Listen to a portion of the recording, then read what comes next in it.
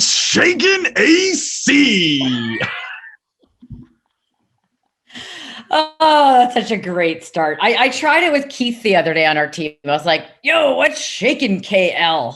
It wasn't the same. It didn't have the same ring to it. Yep. So I have a question for you. Okay, I hopefully have an answer.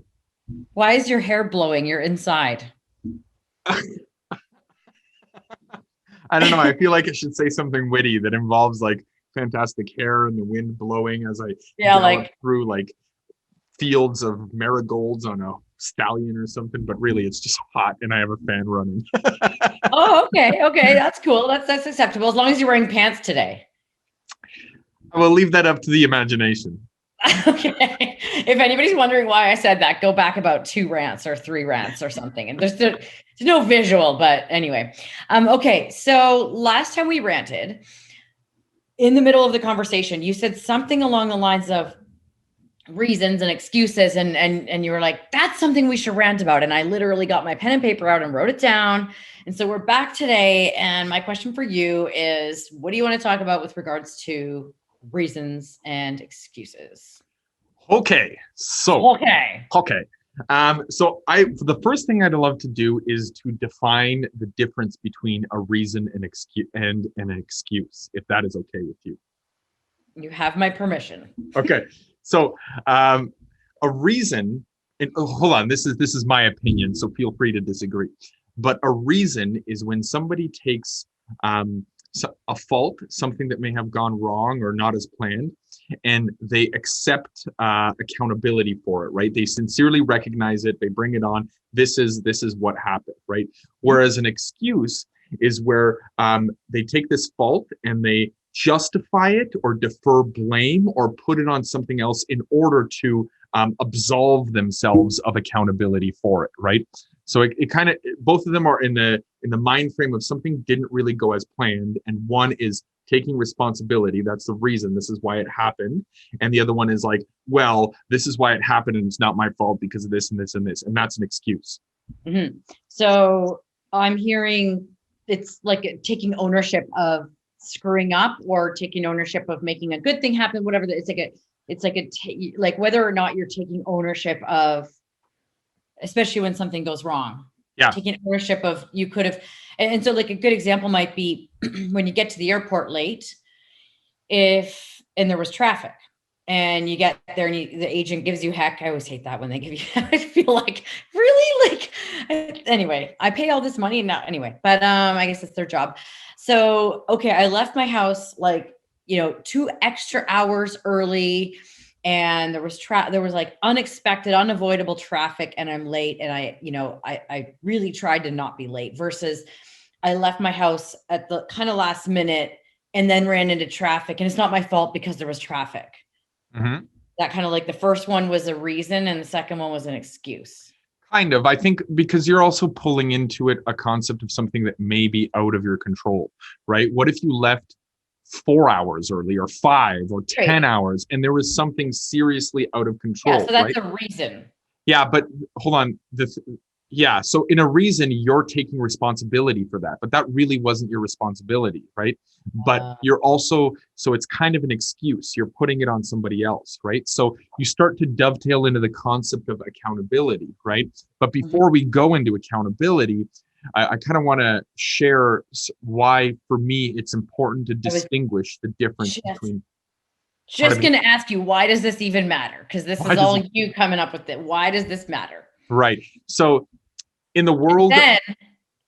And then how can we influence people to not be giving excuses, but rather taking ownership? That's the third thing we're going to do. Right. So number 2 is, why does this matter? Okay, so in the world of franchising, whether you're a franchisor or a franchisee, in the world of leadership, in the world of business, small business, large business, whatever it is, you always hear about something that didn't go as planned, something that went wrong. And so for me, I always ask myself, is this person giving me a reason, or is this person giving me an excuse? And if I feel that they're giving me an excuse, you start to be very critical of where their mind is at, right? If they're always absolving themselves of any blame, that could have been there, that may have been theirs, that could have been within their control if they were accountable for it, then you start to think about, are they never wrong? Are they always right? Is there always going to be something going wrong and it's never their fault and they're not going to try to fix it, right? Whereas if it's a reason, you start to really believe in their ability to be accountable. I love accountability. If once you put accountability on a pedestal, life becomes so much more fun, because you realize that, with the exception of a few things, right, acts of nature, acts of God, the government, etc., you kind of realize that almost every single thing is within your control.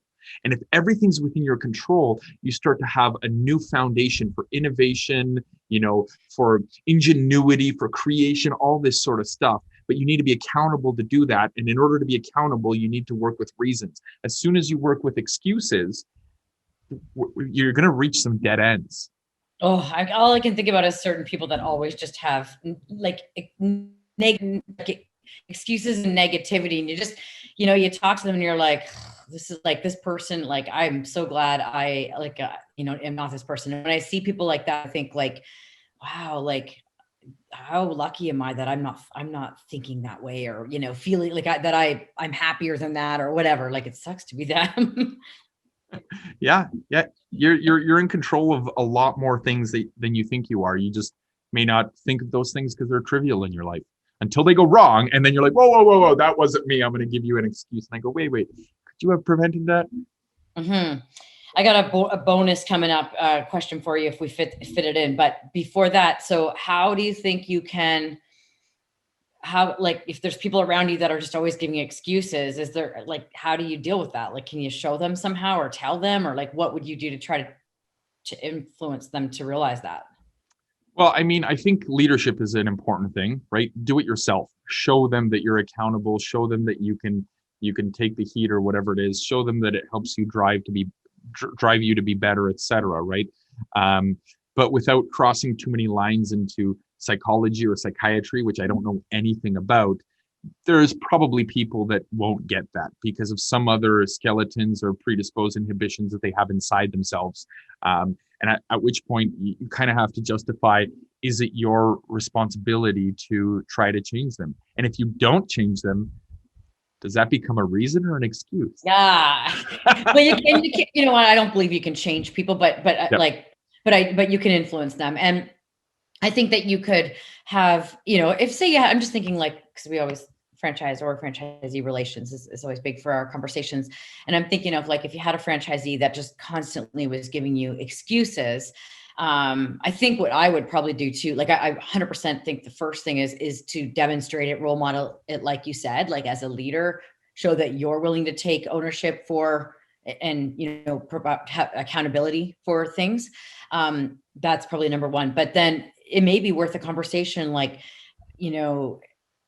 hey, Jeff, do you, I'm just curious, like when you say this, like, do you think that might have been a different way that this could have been done that would have led to a better outcome? Like, how might this have been done in a way that wouldn't have had this consequence, and try to get them kind of seeing it differently. I think sometimes people really stuck in their own little thing, a way of seeing things. Right. If this fictitious person, Jeff, he said, yeah, you know what? I could have talked to Susie sooner to get this TPS report, or I could have talked to Barbara and get this done or whatever. That's how we could have fixed it. But if he says, well, Susie didn't get this to me faster and Barbara wasn't here, and it's just absolving themselves of accountability and responsibility. So I would want to say, like, how could you then have gotten Barbara or Susie, as you put it, to get you that sooner? Or, I think digging into it and asking questions around it is probably a good idea. Very quickly, bonus question. Do you ever make excuses, Robert Bruski? Of course I do. Every time I look at the scale. Okay, there you go. You heard it here. Robert Bruski makes excuses when it comes to looking at the scale. All right. Well, that sounds like a fun time to wrap this up. Let's wrap it up. 3, 2, 1. Go be awesome.